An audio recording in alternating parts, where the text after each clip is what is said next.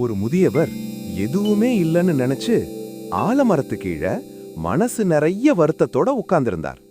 அப்போ எங்கிருந்தோ ஒரு புறா வந்து அவர் கையில 2 முட்டைகளை வச்சது.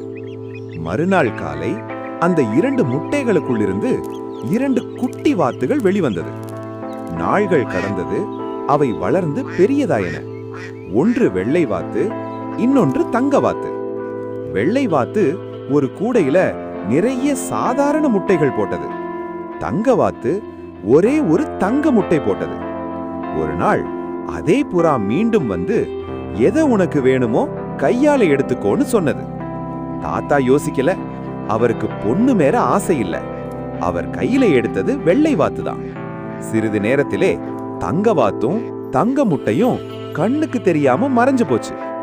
அப்போதான் தாத்தாவுக்கு புரிஞ்சது, தங்க வாத்து மனச மறைக்கிற ஒரு மாயைன்னு. நாள்கள் கழிச்சு ஒரு வாத்து பல வாத்துகளா பெருகிச்சு.